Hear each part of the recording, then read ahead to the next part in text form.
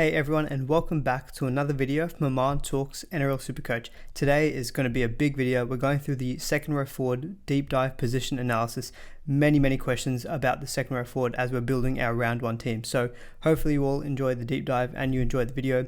If you do, give it a thumbs up. Do please consider subscribing to the channel if you haven't already. The target is to get to 3,500 subscribers by round one, so help me get there if you can. Also got a new Instagram account, which is in the description below. If you want to access some of my spreadsheet trade planners or draw difficulty sorting spreadsheets, there are also links to that in the description below as well. Do follow me on Twitter. I've also got the league code below me, which is 673281 if you want to join the overall group league. But without further ado, that's enough of the plugs. Let's get into the second row forward position analysis. So we want to take a look at the last 3 seasons in terms of how did the second row forwards compare relative to all the other positions when it comes to the top 20 averaging players. And I always look at averages because they generally show the most consistent upside. Total points can hide things a little bit because you may have players in lower upside positions who just play more games. So kind of what we've seen over the last 3 years is about 3 second row forwards consistently featuring in the top 20 averaging players. Last year we had Dave Fafita, Tina Fasulun-Laawi and Jermaine Hopgood, Isaiah Papali'i, Cam Murray and Sean Lane for 2022, Dave Fafita again for 2021, Isaiah Papali'i for 2021 as well, and Angus Crichton. So a couple of things to pick out here. Second row forward is never going to be at the top. That's always going to be either the halfback or the fullback, but it's not actually that far behind. It's around 5 to 6 positions back in terms of the top 20 averaging players. So it is still definitely a position that does have an upside that we should be targeting and is a position that we can look to spend some money and not have to kind of go cheap too much in there, although that's obviously a big talking point for this preseason. Dave Fafita sticks out as well, being the top averaging second row forward for 2023 and also for 2021, so we're definitely going to discuss him. He is probably the standout gun player in this 2RF position. We've got a few fallen guns in here as well who may be on the cheap in 2023. Guys like Cam Murray, Sean Lane is obviously a big talking point coming into this preseason. Angus Crichton, if he also gets back a starting role for the Roosters. So there's a few players who are going to feature who are a little bit lower priced this season who have featured in the top 20 averaging players in previous seasons. So that is why you're going to see some interest in some of these players. They're coming in at some good prices, despite having a pretty good pedigree in the past of being very highly averaging. So my takeaway from this is that second row forward is a position that is still worth spending some money in.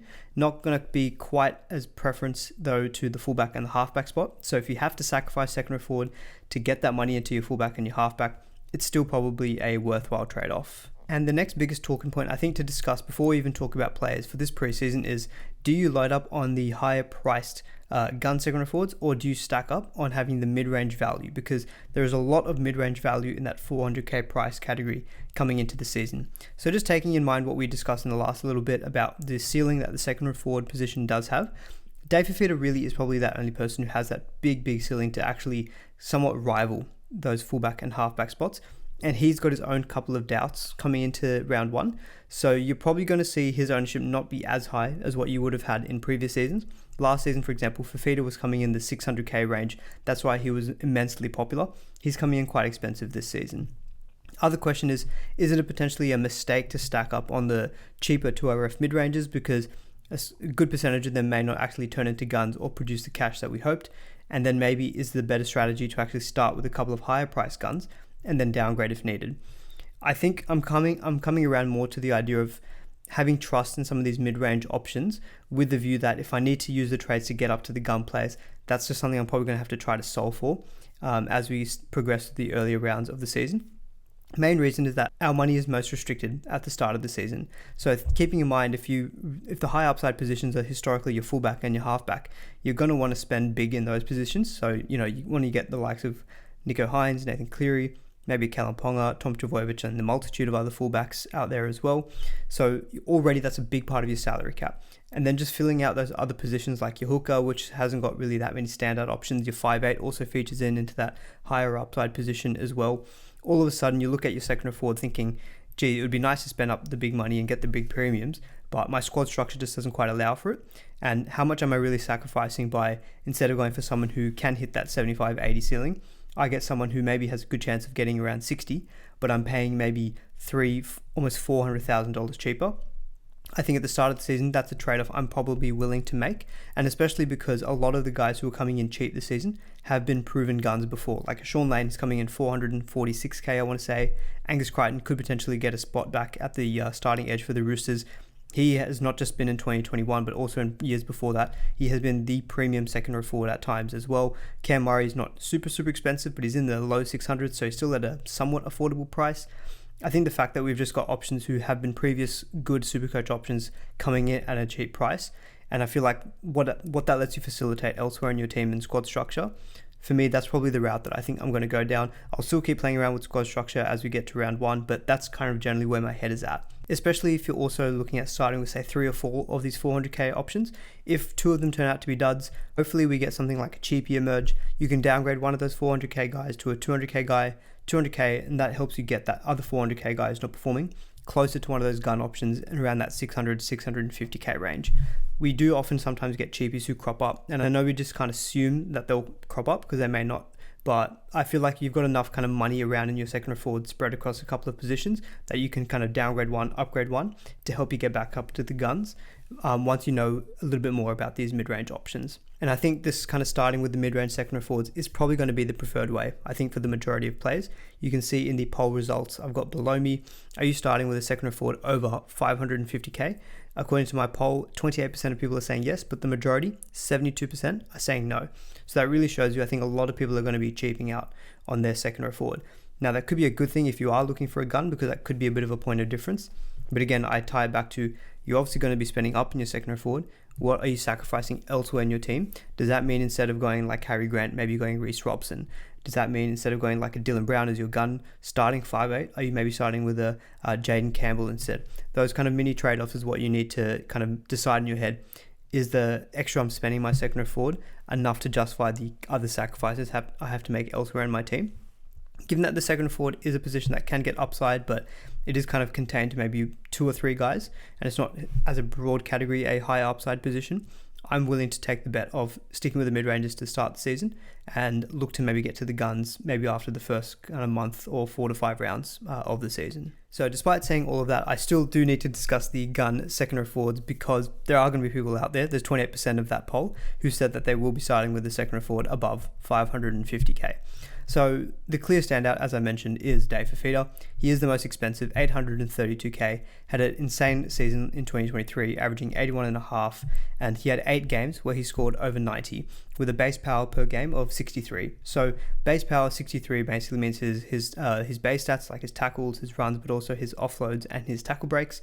It's generally a fairly safe floor for a player if they've got a base power, and 63 is a very safe number.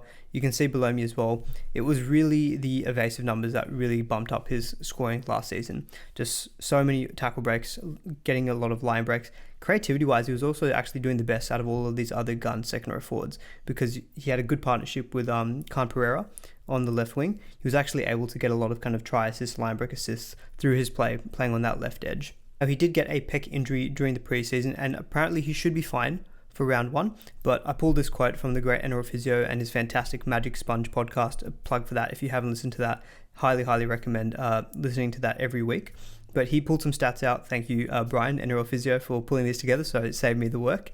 But basically what he said last season was that Dave Fifita pre-injury, and this is a knee injury that he had last season, had an 86 average, and without his bench appearance during the middle of the season, that actually went up to 90, and then post his injury, it was 72. So there's kind of 2 ways you can look at it.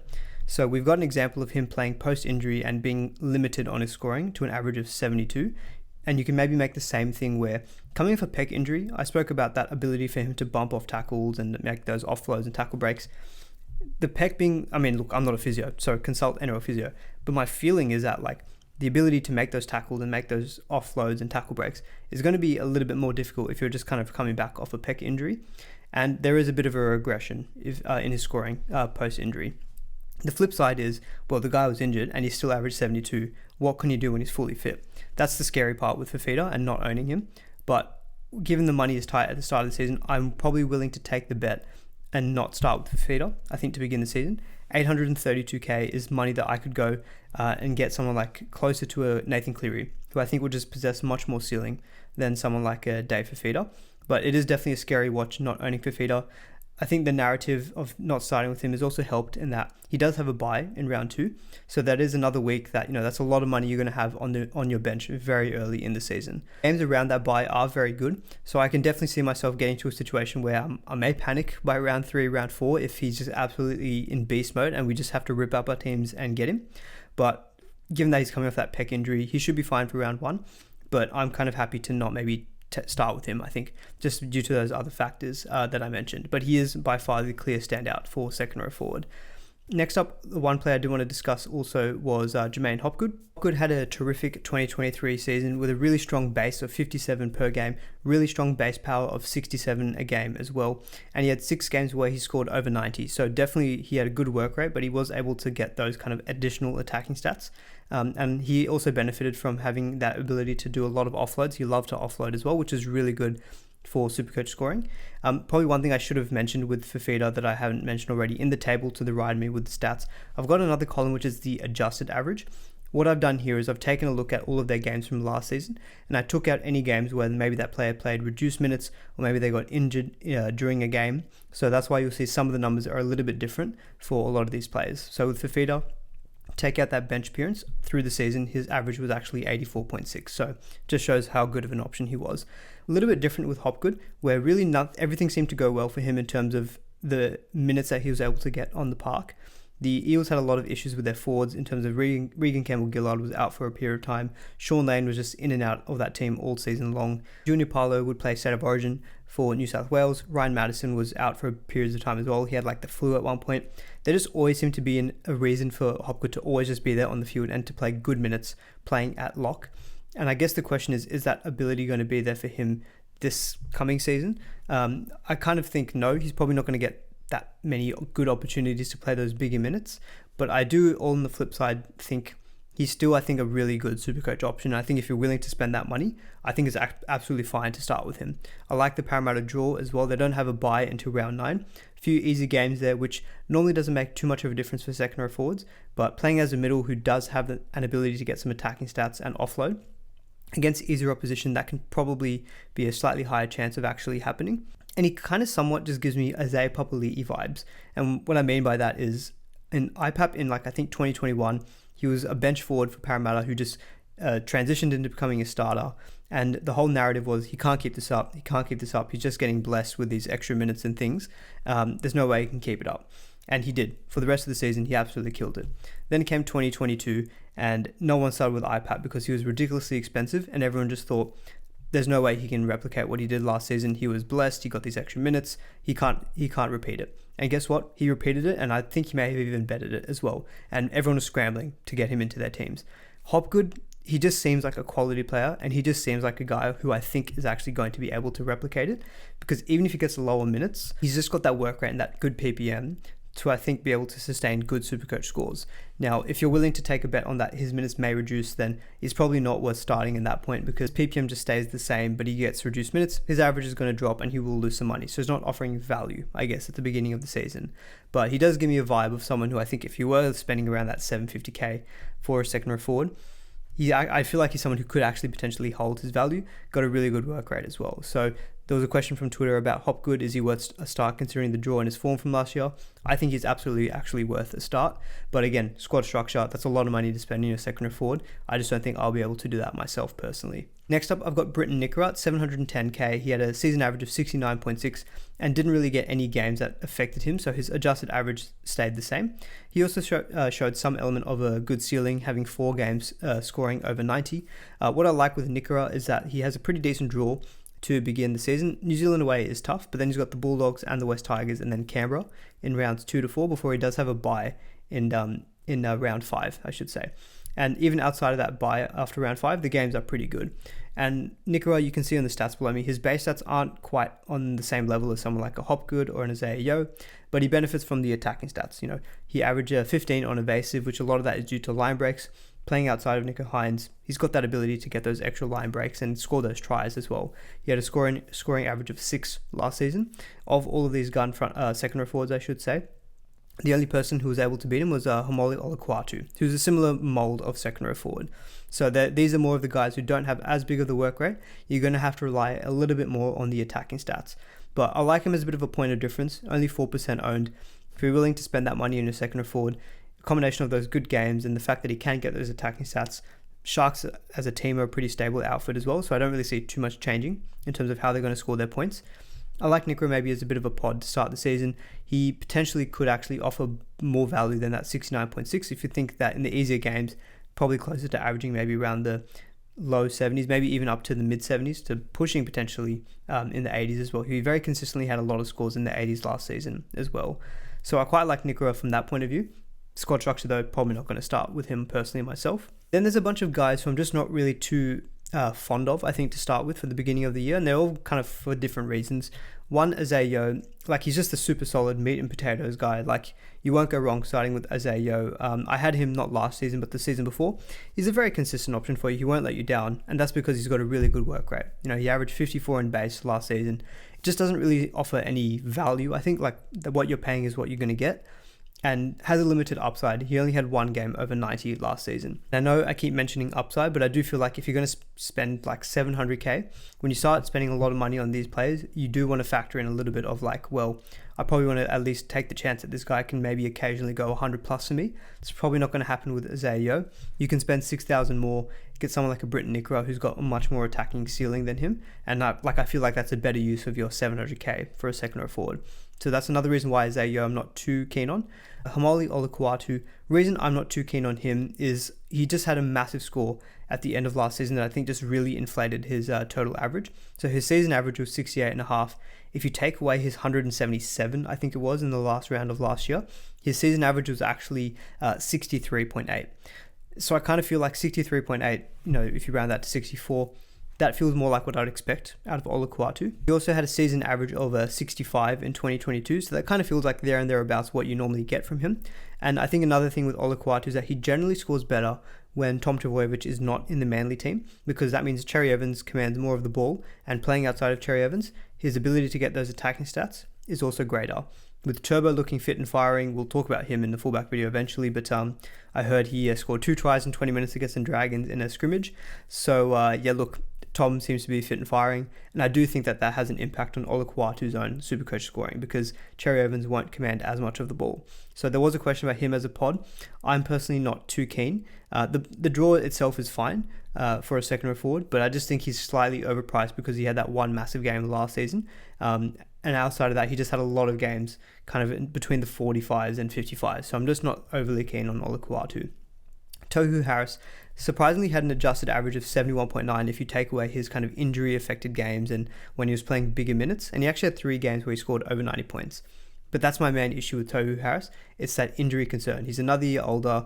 He's just an absolute warrior, no pun intended, playing for the Warriors, but he does have these kind of niggling injuries, and he has seemed to lose a bit of that kind of Iron Man quality. Like, he is an Iron Man, but if he does get like a knock or a niggle, it seems to keep him out for a little bit longer. And I think when you're spending 680k, it just doesn't really feel like someone you'd want to be having confidence in to start at the beginning of the season. And he's also lost his dual status. He was very popular last season because he was available in front row forward and second row forward. He doesn't have that this season. So again, a couple of factors there that just made me think the 680k, I probably don't want to spend my money in him. You know, he's only 2% owned. So again, something that the other people are also thinking as well out there. I'm going to throw Scott Sorensen into the same kind of narrative I had with Olukwatu. He had this one really big game against the Roosters last season when he scored 175. And he actually had another game against the Roosters where he scored 100. So he did have a ceiling. Those were his 2 games where he scored over 90. But even if you just take away that big 175, his season average reduced from 66.3 to 60.5. So again, he feels like a guy who, because of a couple of big outlier games, he's coming a little bit overpriced. So again, not overly keen on Scott Sorensen myself. A player I am keen on, if you are willing to spend up a little bit more in money in your second row forward, is Eli Katoa. So Katoa is coming in at 656k with a season average of 64. The base power number is a little bit lower compared to a lot of these other guys. He actually is the lowest on this list. He only had a base power of 48. Compare that to the highest of Hopgood of 67. You know, big split there. But the thing with Katoa was that he got the attacking stats and the line breaks and the tackle breaks. That's kind of really where he got his big upside in games last season. Like, he actually had 5 games scoring over 90 last season, and that was out of a total of 17 games. So about 1 in every 3 games, he was giving you a score over 90. And he did, I'm just having a look at it here, he did have a couple of injury affected games as well, where he only played 11 minutes and 32 minutes. When I took those out and put in his minutes where he was playing at least 53, but generally most of the time he was playing 80 minutes, his season average was adjusted to 72.3. So there's already kind of 8 points in value if you expect him to be fully fit, because he had an eye issue. I think he had another injury issue. I can't remember off the top of my head. And he's seriously low owned at the moment, only 1% as well.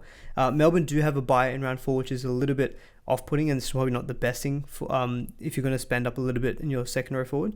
But I like the fact that Katoa, like, he seemed to form a really good partnership with Jerome Hughes. I think they'll keep looking to him to be able to get those big attacking stats this season as well. And yeah, to me, I really am quite keen on Katoa. I think if you're going for a point of difference in your second row forward and you are willing to spend that little bit extra, I'm really keen on him because I think he's got that game which is good for SuperCoach. You know, a base power of 48 obviously it's not amazing compared to some of these other guys, but let's just call it that on any given day he'll give you 50, which is fine. But just knowing that 1 in every 3 games he's got that ability to go big, score that line break, score that try, you add that other 27 points, and all of a sudden you're looking at a guy who's going to get you that 75, and you're all of a sudden getting value out of that 656k. So I'm really keen on Eli Katoa. I personally don't think I'll have the money to be able to start with him, just given what else I want to do in my team. But I think if I was willing to spend that money, 650k, or just spend big in general in second row forward, I think he'd be right up there for me as my 2RF to go for, just based on these stats and the fact that I think he's a good attacking outlet for the Storm as well. We didn't obviously see him playing too much with Pappenhausen, but I kind of look at him still as a pretty sure thing. Like, he's a good talent, and Melbourne obviously seemed to be a good hunting ground for him last season as well. The final gun to cover off is Cam Murray. So he's pretty popular for one of these more expensive second row forwards, owned by 9% of the game at the time that I pulled these numbers. A couple of questions on him. What are the chances that Cam Murray gets back to his beast mode self in the middle? So from what I've been reading in the preseason, it does seem to suggest that Murray's going to play a bit of a hybrid role where he plays some in the middle, not just all at lock, but then also plays some on the edge as well. And so he does a bit of a minute split. That generally probably makes me think that his minutes will increase. So last season he averaged 68 minutes and he only averaged 62.6. Now, it was a bit of a strange season for him because he had spurts where he was really good. Like at the back end of last season after round 21, he went on a run of 76, 78, 72, 48, 74, and 92. So apart from that one game of 48, there were no scores below 70, and he had a game over 90 as well. And that was actually his only 90 plus game though from last season. He's got a really good work rate. You know, he had a base average of 50 and a base plus power of 57. So on any given day, he's probably going to get you around that mid 50. It's just that question of, are those extra attacking stats, those line break assists, the tries and everything, are you going to get that from Cam Murray? He's one of those guys who you're willing to take that bet on because looking at previous seasons, averaged 68, 70, 71. Last year was his lowest out of those last 4 years. So we know that there's a quality player in there. So it's a tough one because I just don't really know too much about how the Rabbitohs are going to use him and how are they going to come out of the blocks flying. You know, their draw is pretty tough to start the season, but they don't have a bye until round 7.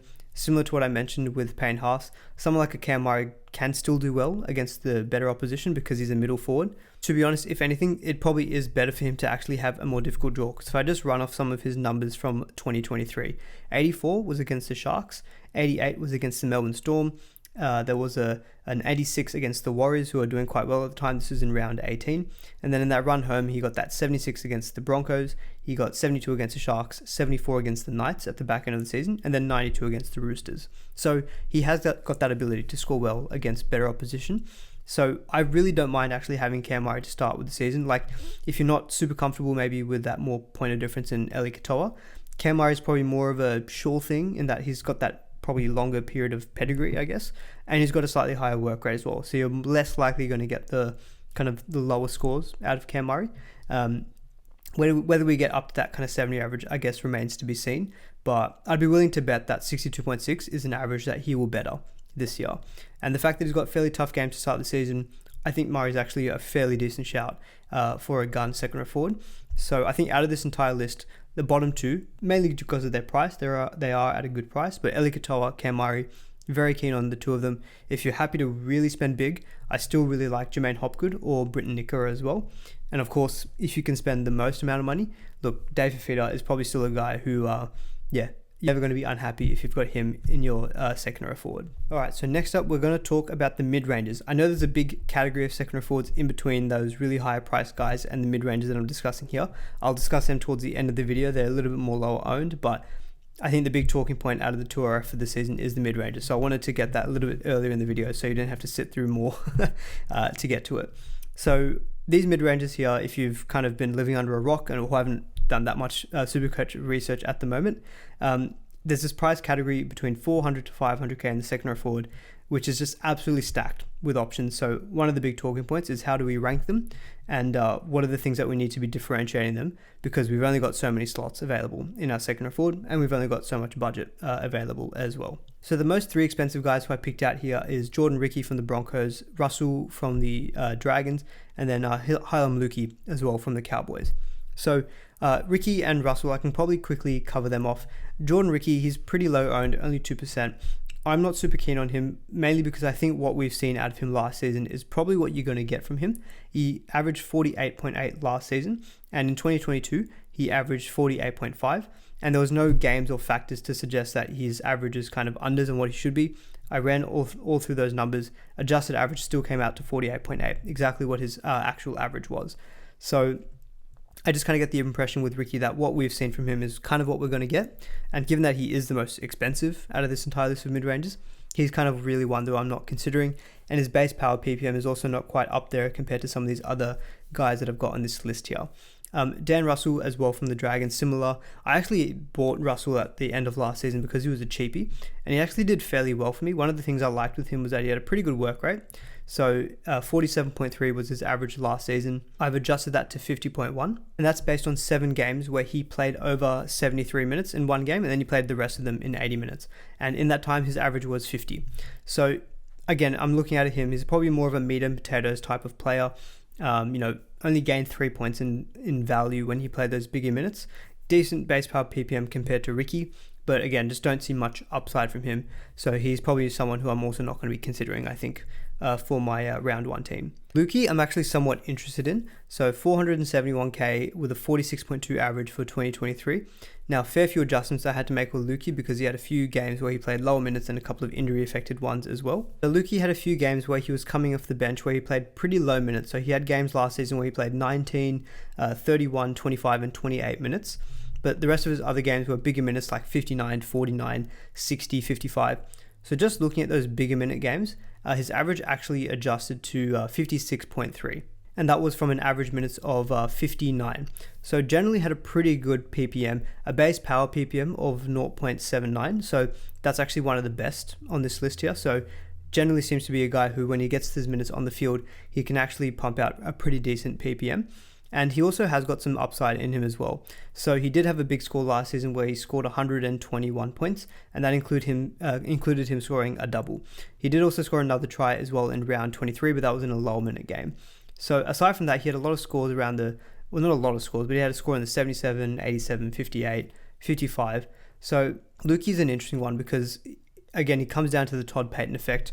Do we think he's going to get a start over Luciano Leilua? I suspect that Jeremiah Nanai is going to lock down one of the second row forward spots. If there's an inkling that Lukey's actually starting or his role becomes someone who is going to be playing bigger minutes on the edge, he's just that type of player who I think has got a SuperCoach friendly game, good work rate, with an ability to get those attacking stats. Because if you're looking at an adjusted average of 56 in his bigger minute games, 10 points of value, that's quite good in your second row forward. So he's someone who I'm definitely interested in, only 1% owned, so he looks like a good point of difference. The only issue is that we probably need to just see things in the trials to get that better idea on the minutes. If it still seems that he's likely to be coming still off the bench and his minutes are not being very consistent, he probably just gets ruled out for me, I think, as an option, just due to that uncertainty and given the other wealth of options that we have. But he's definitely someone I'm interested in noting down, is that if he ever gets good minutes, he's definitely very interesting to me because of his, I think, SuperCoach friendly game. Next up on the list, we've got Viliami Kikau. Now we're starting to get into some of these higher owned guys. 14% owned. Unfortunately for Kikau, he has the worst base power PPM for 2023 of all of these players on the list here. at 0.55. And if you've watched Kickout, if you've played SuperCoach and delved into the stats a little bit, this isn't anything surprising. This is Kickout's game. He's not a high impact player. He's a attacking stat oriented edge back rower. So last season, his base average was only 32. And sorry, something I should have also noted in the chart below me, in the blue down at the bottom, I've got their average minutes from last season as well. So you can see that, if you just compare someone like Lukey and Kickout. So Lukey averaged 47 minutes last season and he's still based 29 in that time, compared to Kickout, who had an average of 73 minutes and he only based 3 extra in 32. That kind of shows you that Kickout is not a high work rate player. He relies on the attacking stats. Now, he had a really good season in 2022 where he averaged 65. That kind of was a really fantastic season for him. A lot of it was due to the fact that the Panthers were just humming that season as well. That entire left edge of himself, Luai, I think Brian Tott was playing on the left at the time, I can't even remember, Stephen Crichton as well, but that edge was just killing him. So Kickout, I think, benefited a lot from that. He did score a fair amount of tries as well. I've never personally been that interested in Kickout as a SuperCoach option. Mainly it's because of that work rate factor. It's just like on the days that he's not going to get you those attacking stats, he's going to be around this mid-40s average, and it's just not really something I'd want to be paying for when I know that there are other guys who, so long as they get the minutes, I'm going to think that they're going to get around that mid-50s plus. With Kickout, you rely a bit more on those attacking stats. And obviously now he's been at the Bulldogs for a season.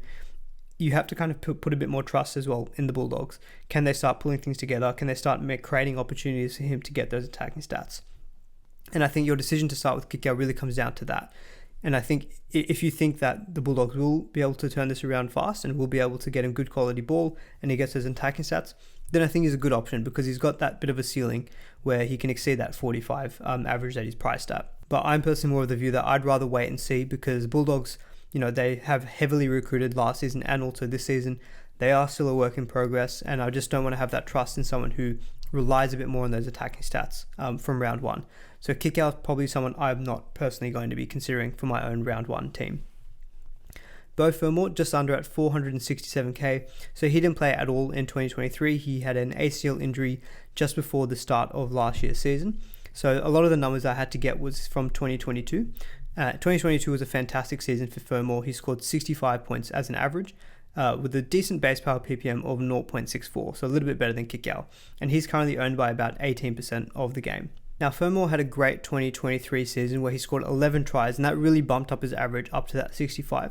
He still had a decent work rate though, so in 2022 when he had that great season, his base average was actually 45. So I don't see that really being too different when we're coming into this season as well. So I'm already looking at it as, well, he's probably priced around 45. If he's going to get me 45 in base and I'm already kind of getting the value out of him, then I'm just relying on him being able to get some extra attacking stats or just some extra runs and offloads, and I'm already gaining on value on him.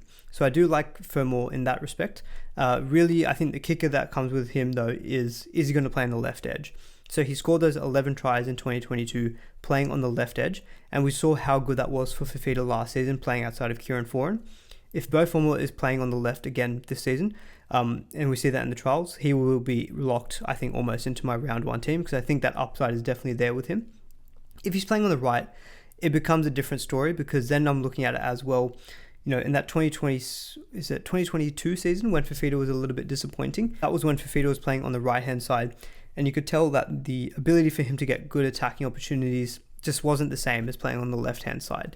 So I think if Fermor is playing on the right-hand side, then we're probably looking at someone who's going to get around, I would say, 50 to 55, which is still about 10 points of value. What you're probably just not going to get is that extra 10 points if he was on the left, of just getting that added benefit of the extra attacking stats. Now, if he averages 55, he's probably still worthwhile considering in your round one teams. But I think if he's playing on the right and you're not totally convinced, then I think it's probably totally fine to fade him at the beginning of the season, given that that attacking upside is probably a bit more in question. If he's playing on the left though, I think you probably almost need to have him because I think that upside is going to be too much. He has got a buy in round 2, but outside of that, he's got really good games as well. So that ability for attacking stats, I think, is going to be there. In the chart below me, I'll get into this a little bit more in the next slide where I've taken a little bit more of a deep dive in all of these mid-ranges as well. I've actually averaged out all of his games for 2022 and for 2021 just to try to present a bigger sample size. You can clearly see that the scoring average of 7 a game is by far the best of all of these other mid-ranger options, but the base is pretty good as well at 41. So I feel like there are a few good attributes for Fermor that I do like. Just quickly touching on his recovery from the ACL injury, NRL Physio covered it as well in his most recent podcast. He's not overly concerned about Fermor's injury, given that he's had such a long time to recover from that. So he would have had a full preseason with the Titans as well. So he doesn't think that the performance is going to be impacted by the fact that he had that ACL injury last season. So I'm kind of also comfortable with the injury prospect of Fermor, and that he'll probably hopefully recover well from it. So I think Fermor's a pretty good option, and definitely one that I've currently got on my team. And if we get confirmation on the left, he'll be probably straight in there. Sua Wong, so he's an interesting one, owned by 16% of the game. I might just talk about him and Angus Crichton at the same time, because they're kind of in this similar position where it kind of comes down to their ability to play the minutes or potentially to start for the Roosters on the edge. So Wong was actually playing a much more crucial role for the Roosters towards the back end of last season. So between rounds 23 and rounds 27, he actually averaged 62 minutes a game, and that was for an average of 55.2. So that's the adjusted average that I've got for him. So I think it comes down to a question of minutes for him. If he's starting and he's playing 50-60 minutes, I think Wong, he's just got that vibe about him as just like a really exciting young talent. And, you know, if he gets that 50 to 60 minutes starting on the edge, he has a really good base power PPM as well. So 0.82 base power PPM is actually the third highest on this list, only behind Angus Crichton and Shawn Blore. So if he gets the minutes, we know he's got a really good work rate, and it's a good Roosters team as well. So the ability for him to get those attacking stats and opportunities should be there. And I think a lot of this pick is just around the kind of the upside and the potential of the player as well. So I can't probably really comment too much more on him, because it really just does come down to his ability to get those bigger minutes. Because in games where he played lesser minutes, like he had games last season where he played 26, 16 and 15 minutes. Now granted, in that 16-minute game, he did score 50 points. It did include a try though, but he still got a base of 17 in those 16 minutes. So I think it's a minutes thing really with Wong, and similar thing with Angus Crichton as well. There is a lot of competition for edge spots at the Roosters. We know Angus Crichton is a former SuperCoach second forward gun. We saw that at the beginning of the video as well when we looked at the 2021 numbers. Like, I mean, this is a guy who, when I took his adjusted average from last season, he had an average of 51.5, which is 10 more than his total season average of 40.1. And so that adjusted average of 51.5 is in games where Angus Crichton played more than 48 minutes. But only 4 games in last season where that happened. And again, I think that's just the big question as well. He was going through a lot last season. He was in and out of the team. All the talk about him moving over to rugby as well. So we kind of just need to get hopefully a better understanding from the preseason trials. I think Crichton, if he somehow manages to get that starting spot, he'll probably be very close to being straight in my team as well, because he's at a very good price at 409k. He's historically had a good work rate. He showed that last season as well, even despite all of his kind of issues last season being in and out of the squad. But he had a 0.86 base power PPM. So we know with Angus Crichton, he's got that work rate. It just again comes down to a question of minutes. I would be leaning towards Wong, I think, getting the starting spot over Angus. So I'm leaning towards Wong being a better pick than Angus Crichton at the moment, but I guess it kind of remains to be seen. Just jumping back up to the list, I'll very quickly talk about Shaun Lane, 39% owned. When SuperCoach opened, I'm pretty sure he was the most popular player in the entire game. Last season's adjusted average of 49.5 was only about 6 points better than his season average, I should say, of 43.7. But look, the reason why he's so popular, just look at the 2022 average, 68.8. He was the second highest averaging in second row forwards for all of 2022. So we know that he's got that pedigree. He just had a really disrupted season from last year. NRL Physio quoted that he had only had a few other instances where he's had a player have 3 separate major injuries, and by major he meant an injury that kept him out for like 5 weeks or more. And I think he had like a hamstring, he had like a jaw, he had something else as well. He just really had a disrupted 2023 season. So I think if we see a Shaun Lane who doesn't have a bye until round 9, if we expect him to have a pretty steady role, and I think that's a big factor with him. You know, a lot of these other guys, it's a question of where are they going to play in the field, what are their minutes going to be. Shaun Lane feels a bit more of a certainty where we all think he's going to be a left edge playing 80 minutes out. So playing outside of a motivated Dylan Brown, the two formed a really good combination in 2022. Rate's pretty decent, 0.67 base power PPM. The games in 2022 when he played a full 80 minutes, his average actually increased to 72.3, and his base average was 48. So if we just look at it as, look, he's going to average 48 in base in his 80-minute games. We're already getting more value than his kind of starting price. Plus you add on all that additional attacking upside. Those are the reasons why he's 39% owned. Must have is a big phrase that I'll throw around, but look, barring any preseason injuries, I think he's probably close to a must-have in your second row forward. Shawn Blore, moving over to the Melbourne Storm, 445k, 43.7 average last season, which if you adjust for just kind of higher minute games, was a 48.4. If you actually look at his games where he played 80 minutes last season for the Tigers, his average actually increases to 57. So again, really good potential value on offer there if he does play 80 minutes. Now, the question is, will he play the 80 minutes? The incumbent second row forward at the Melbourne Storm will be Trent Loiero. Now, commentators out there will probably say Loiero was a bit of a, plodder. Doesn't really offer too much attacking upside. Shawn Blore probably offers that a little bit more. And you can see the Melbourne Storm kind of licking their lips at the thought of having Eli Katoa on one right edge and then Shawn Blore on the left edge.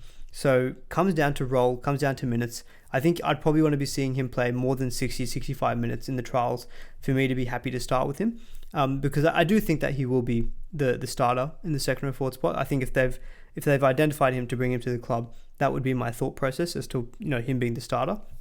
Good base power PPM as well of 0.83, so he's got a good work rate when he does get minutes on the field. He can have the occasional low game in him, so for example, looking at round 27 where he played 80 minutes, only scored 25 points though, so only 22 points in base and no negative stats. On the flip side, he's had other games where he played 80 minutes and got 50 points in base as well. So it seems to be just kind of finding his feet. I don't know, maybe the ball just wasn't going down his field in the round 27 game. Oh, actually, that's right. Memory jog. That's the game where Manly absolutely trounced the West Tigers. So he probably spent a fair amount of time waiting under the goalposts. So probably not fair to pull that game and use that as a deterrent for him. He's probably generally not going to have that when he plays at the Melbourne Storm. So I'd probably think that he's more likely going to be getting around that 40 to 45 in base if he plays at 80 minutes. So again, or straight away offers value. Plus if he gets that attacking upside as well. A lot of things to like about Shawn Blore. He's currently not in my team. And part of that is also just because I think I've got Beau Fermor, I've got Shaun Lane. Like Shaun Lane is pretty much locked. I've got Fermor in there more on the basis that he's more expensive. If I need to downgrade to Blore, I can still make that move. But if I did the flip, I'd have to try to find the 20k from somewhere. But Shawn Blore, if he plays 80 minutes for the Melbourne Storm on their left edge, I'm very, very interested in him as well. I think there's a lot of good factors for him. Similar with Brendan Piakura. What I probably like slightly more with Piakura over Shawn Blore is I think just the certainty of role. Kurt Capel has now moved to the Warriors, so Piakura is likely going to be playing that left edge spot and playing the full 80 minutes. Not that many games last season where he did that, but in games where he played significant minutes, I think it was over 67, his adjusted average actually went up to 59.6. So he was getting close to a 60-point average when he was playing bigger minutes. He did score a couple of tries in that, which were probably slightly inflating his scores, but I think I'm not going to really use that as a negative against him because he's playing in a good Brisbane Broncos team. So, the Broncos, despite them having a tough draw, I think they'll rely on someone like a Piakura. Again, it gives me vibes of Sua Wong, of just like a young talent, up and coming. He's the 26% owned as well. So he's actually very, very highly owned compared to someone like a Shawn Blore, although I look at the two somewhat similar. The base average for Piakura last season was 28 in his average minutes of 57. He's currently in my team as well. I think what I like about him just at the moment is that certainty of role. So I probably rank him slightly higher than Shawn Blore as well. Final guy that I want to discuss is Josh Curran, who's now moved to the Bulldogs after playing for the Warriors for the last couple of seasons.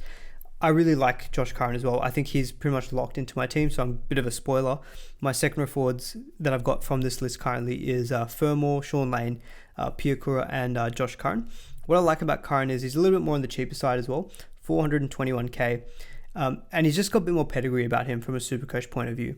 So last season's average, he played 49 minutes, but anytime he played over 50 minutes, his average increased to 58.7. So that's like a 17-point increase in value there. So when you're looking at a guy who at 420k can offer you 17 points of value, you're looking at a serious moneymaker. He's got the pedigree. So in 2022, he averaged 54. 2021, I think he averaged 67. So we know this is a guy who has got the ability to score well for SuperCoach.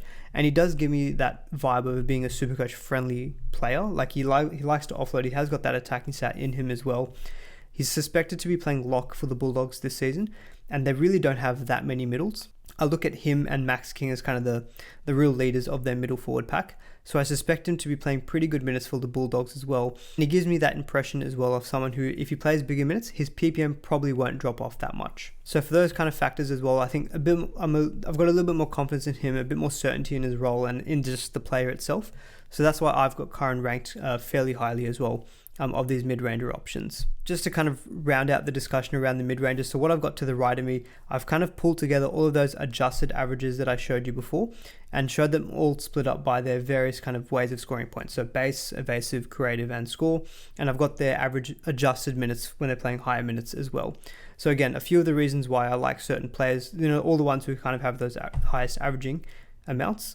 Beau Fermor, he sticks up there, and with Beau Fermor, I looked at all of 2022 and all of 2021 as well, so I've got quite a big sample size, and he does stick out. A lot of that is due to the scoring. Even if you reduce that scoring by half, if that scoring amount comes down by 4 points, he's still probably near the top of this entire list. So he's kind of sticking out to me as someone who I'm really interested in. As I said many times, plays on the left and pretty much locked into him. Shaun Lane also features quite high on that list as well in these bigger minute games, so he's someone I'm definitely happy to start with. And then Piakura and Curran are probably the next two behind those other two as well. In those bigger minute games, they've showed that ability to be able to get the highest scores. Piakura's is probably slightly more inflated because he has got a pretty high evasive average of 17. That's well higher than any of these other options as well. So if we drop that by maybe 4 or 5, there's probably an argument where you could say maybe he's actually not maybe the third or fourth best option. So you can maybe put that into your thinking as well. But I'm kind of having a bit more trust in the team and probably his role as well, being able to play a left edge for 80 minutes. So that's kind of why I've actually ended up on those four in my team currently, Beau Fermor, Shaun Lane, Piakura and Josh Curran. I think just coming up behind them is probably going to be Suo Wong. I think, again, due to the prospect of the player, I think there is good potential in him. Just comes down to minutes. I think he's got a pretty good work rate as well that you can see here. His base average is fairly high compared to some of these other options. And then I think slightly behind him, it's either going to be one of probably, I think, Hylam Lukey or Sean Bloor. Lukey, I would prefer Lukey. If they were both getting the equal minutes, I'd prefer Lukey. I think he's got a better game for Supercoach. The issue is that I don't think he's going to get the minutes, and I think Sean Bloor is more likely going to be getting higher minutes than Lukey. So I'd probably think that Bloor slightly edges Lukey, but as a pure player for Supercoach, I probably prefer Lukey. After that, we've got Angus, again, kind of role dependent. And then towards the bottom of the list, I've got the likes of Kikau, Dan Russell, and then Jordan Ricky. So to summarize all of that, this is kind of my final ranking, and hopefully you all enjoyed this really long section. I'm going to do a quick plug. A lot of work to put all these numbers in, so if you do enjoy it, please do give it a thumbs up. But this is kind of my ranking, I think, of these mid-ranges. I've got Lane, Curran, Beau Fermor if on the left. If he's on the right, I'd probably put him a touch behind Piakura and Suo Wong. But at the moment, as it stands, Lane, Curran, Beau Fermor, Piakura, Suo Wong, Sean Bloor, Lukey, Kikau, Dan Russell and Jordan Ricky. That is my ranking of the mid-range second or forward options. Hope you all like that deep dive into that player bracket. Now going a little bit cheaper, looking at some of the more value options. So these are guys who are kind of between the 300 to the 400k range. A little bit more guesswork is going to be needed here because a couple of these guys are English imports. So I'll start off with them too. Kai Pearce-Paul for the Newcastle Knights and also Morgan Smithies for the Canberra Raiders. I'll actually quickly start off with Morgan Smithies because I was able to find more stats about him than I was with Kai Pearce-Paul. So he's been priced at an average of 33.8. He kind of gives me Sean Fensom vibes. Like just looking at his stats from the Super League last season, he was the fourth highest for tackles made in 2023, and a weird stat, he was also he had the most tackles in 2023 for marker. Do with that what you will. But just seems to be a very meat and potatoes type player, like not many offloads in there, not many line breaks or tries, not even many tackle breaks. It's mainly just the tackles and the hit ups. So I kind of tried to do some number crunching, and obviously this isn't going to be perfect, but what I calculated was on an average per game in 2023, his Supercoach scores would have been a 48.3. So that would mean he's offering 14.5 points of value. Similar breakdown I did for 2022, and that would be a 45.5 average per game. So it's an 11.7 points of value. Unfortunately, I wasn't able to get the minutes for him, but it does give me the vibe that, he mainly plays in the middle at lock, but he can play some edge as well. Again, some of the numbers that I've got below that show the kind of the Sean Fensom vibes that I was getting. Made 55 tackles in the Super League Grand Final for 2023, 72 tackles in a match when he was just 18. So he's got that vibe of a tackling bot. The biggest downside, I guess, is Corey Horsburgh, and Ricky Stewart, I guess, is number 2. So Horsburgh may be back in around round 3, round 4, I want to say, from his suspension. And the question at that point is Smithies going to still retain the big minutes, or is he going to become a bench option? I think if he's a bench option, it probably kills him as a prospect. He could be good to start the season, at least to get those initial, maybe 48 to 50 point games if he's playing, if he's starting for the first couple of rounds. My biggest fear, though, is Ricky Stewart and what will Horsburgh do when he returns, and what will Ricky Stewart do in terms of rotating his forwards. So I think the fact that price changes don't occur until round 3 kind of makes me think I wouldn't want to start with Smithies. And the reason for that is that his price isn't going to change in the first couple of weeks. So yes, he could offer a lot of value and you could make some money earlier to start. But then if he goes back to the bench, it really caps, I guess, any price growth you'll get out of him. So he seems a good option who, if he gets the minutes, he looks like a guy who will be offering good value. It's just a question of the minutes. Is he actually going to get it? My head is probably telling me it's too much of an unknown to be able to be comfortable to start with him at 345k. I've kind of got similar thinking with Kai Pearce-Paul. I know the FC Whisperer is very keen on Pearce-Paul. He's got a bit of a Jeremiah Nanai vibe about him in terms of being able to get more of those kind of attacking stats. I did see that he scored 3 tries in the Super League last season, which doesn't sound like a lot, but I've seen photos of him online. He seems like one of those big gangly type of second row forwards.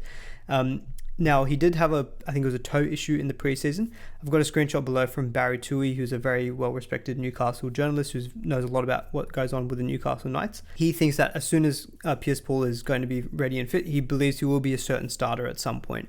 So he does seem like a guy who, when he will get that start and get the minutes, if he plays on the left, that would be fantastic, because we know that Kalen Ponga loves to attack that left-hand side. We've seen in seasons gone by where Lockie Fitzgibbon, who has done well, playing on that left edge and be able to get some more attacking stats. So Pearce-Paul, similar with Smithies, I'm probably not going to be starting with him just because of the unknown factor. And I think we've got so many guys in that 400k price range that we can always drop down to someone in the 300s if we have to. If you're starting with a guy like Pearce-Paul or Smithies who are unknown at the beginning of the year and they don't pan out, you're going to have to all of a sudden then find that 100, 150k to move up, or hope that there is going to be a cheapie that you can downgrade to, which there may be. But I was a little bit surprised about the ownership. 18% owned for Smithies and 14% owned for Pearce-Paul. I feel like that's a little bit on the higher end, in my opinion. The other guy who's really popular is Tallis Duncan for the Rabbitohs. My interest in him is starting to cool slightly. He is still in my round 1 team, but a lot of the talk is that Murray's going to play some time on the edge. Jai Arrow is going to have a bit of a hybrid role, playing middle and edge. Now, if Duncan does the same thing and he plays that hybrid role and he plays like at least 35-40 minutes, I think I'll be interested, because from what we've seen from last season, he's got a pretty good work rate. So he averaged 35 last season in only 29 minutes and a base power PPM of 1.04. That 1.04, if you remember the base power PPM of all of those other second row forwards I showed in the mid-range category, 1.04 is the highest out of all of them. So he's got a very good work rate. A lot of that is due to probably him playing the smaller minutes. So, he knows he's only got a small amount of time, so he goes really hard in that period of time as well. But he has shown that ability to have a good work rate. For example, just looking at his stats from last season, anytime he played more than 30 minutes, he averaged 35 minutes, and in that time he had a base average of 33. So you're almost going to get value out of him just from him playing more than 30 minutes in pure base. Plus he can get those additional tackle breaks and offloads and line breaks and things like that as well. He did score a try last season too, so he has shown some glimpses of getting the attacking stats in him as well. So again, trials dependent. I think I want to see the role that happens with him. He's at a good price, 321k, good work rate, so I like that about him too.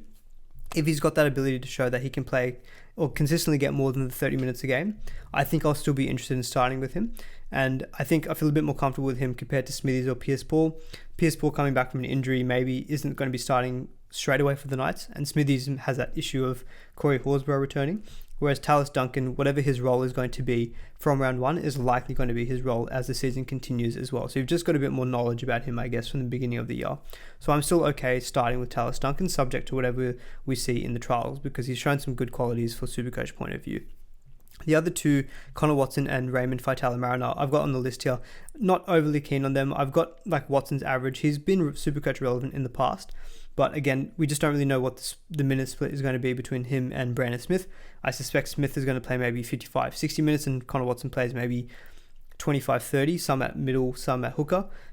So again, he's got a good base power PPM, but given that he's more expensive than someone like a Tallis Duncan, I'd rather probably just start with Tallis Duncan. A very smoky one I've got here is Alex Seyfarth. Saw a tweet earlier on my timeline today, which was Supposedly Benji Marshall is liking the look of Alex Seyfarth, maybe as his someone in his 17, potentially even at lock to start the year. So I haven't really got too much more insight on him. I've got the numbers, decent base power PPM of 0.99, but again, just comes down to will he actually make the 17 or not. So my preference at the moment out of this entire list is still going to be Tallis Duncan. So taking a look at some of the cheapies in the second row forward, less stats analysis. This is purely just going to be a case of is that player likely going to be starting, and are they going to be on the bench, or are they even going to make the 17 in general? So I think the best looking cheapie at the moment is going to be probably Ben Trbojevic, 277k. I know Burbo has had some love in the Supercoach community in the past as well, but there's been some news in the preseason that Josh Schuster is not fully conditioned and he's had some injury issues with his finger. So he's battling to make that round 1 trip. So apparently there's a battle for that left edge spot between Schuster and Burbo. So at the moment I've predicted that Burbo would get the start. So he averaged 27 last season. Burbo doesn't really have the biggest work rate that you would have seen. So like looking at some of his games from last season, he had a 39-minute game and a 41-minute game where he only based 17 and 18. But then he had a game in round 26 where he based 39 in 62 minutes for a score of 43. So again, there's some doubts with him. He does have that ability to get attacking stats. That's probably one of the things in his favour. And obviously, if he plays on the left, that's a good spot for Manly because, you know, his brother Tom will just feed him the ball down that left edge, hopefully all the time, and make us a lot of money as a cheapie. So I did say he was the best, probably maybe going a little bit overboard. He's a good cheapie. If he gets to start, he probably will be in my starting round 1 team as well. Just given the fact that he's playing in a good Manly team who should be on the up this season as well. And that left edge spot has shown an ability to get attacking stats for Manly in the past as well. So at the moment, I've predicted him to actually start for them. So that's one thing I like in his favour. Samuel Fainu from the West Tigers. I've got him at the moment as predicted to be taking a bench spot for the Tigers this season. Now, he actually averaged 53 minutes a game last season in his few appearances for Manly last season. And so in that time, he had a base average of 28. Like, I'm looking at some of his games where he came off the bench from last season, only 50 minutes and 52 minutes, which is actually pretty good. In the time base 30 and 23. So at 263k, if we're thinking he's coming off the bench and not playing big minutes for the Tigers, doesn't seem to suggest that he's got the biggest work rate either. It kind of makes me think he's someone who I'm probably going to be fading, I think, from round 1, given that Burbo's only 14k more expensive and probably more likely to have a starting role for the beginning of the season. The next few probably not super relevant in my opinion. Jed Cartwright, who's moved to the Newcastle Knights. I don't have him in the predicted 17, nor Jesse, is it Colquhoun? I can't remember how I pronounce that, so sorry. And Jack Howarth. Look, there were a couple of questions about Jack Howarth. In my predicted 17, I put who knows. He has been signed on this contract for ages. It's a big contract, and we saw one game out of him last season where he scored 44 points. Now, if Bellamy can get him on the field and getting him 44 averaging each game, he'll be in my team because he'll make a lot of money, but who knows if he's going to be there. I have nothing to tell you guys about whether he's going to be in the team or not. I have no clue. Sorry about that. Justin Matamua, similar to Samuel Fainu, if he's only going to get a bench role for the West Tigers, probably not overly keen on him. Similar with Trey Mooney, don't think he's going to get a position in the 17. Now, Dylan Egan is probably worth touching on. That's some recent developments that we've had in the preseason. So Shane Flanagan has talked up Dylan Egan of the Dragons big time in the preseason. So I've got a couple of quotes below me about how he potentially thinks that Egan could be maybe even a starter for the Dragons. Now, he's bottom dollar at 204k. So again, hopefully we get a good watch in trials. If we're getting a 204k bottom dollar starting back rower for the Dragons, look, I think it's probably someone who's going to be in almost every team. I think his ownership has started to creep up already based on these quotes, but I like the positive quotes about him from Shane Flanagan about that he's good defensively. It's probably going to be a part of the game that Flanagan will focus on for the Dragons. He had a similar ethos with the Sharks when he previously coached them. So if he's got a guy who is good defensively, that might be a good positive for him. So at the moment, I've put yes, start as a tentative question mark because we just don't quite know yet, but the comments seem to suggest that he may still get a place in the 17. And if he's got a place in the 17, even on the bench, at 204k is worth having compared to someone like Fainu who's coming off the bench, but he's 60k more expensive. So probably the best cheapies at the moment that we're seeing in the second forward will be Burbo, Ben Trbojevic, and then probably Dylan Egan as well. And so to round out this video that I think is going to be exceedingly long, I've got a few pod options, and this is kind of that category between the 500k to the 640k range. So I'll talk about a couple of I'll try to talk to them in groups just to make it a little bit more efficient. So maybe someone like Tyson Frizzell and Dylan Lucas. There's been some talk that Tyson Frizzell could play on the left for the Knights and move over from his right side spot.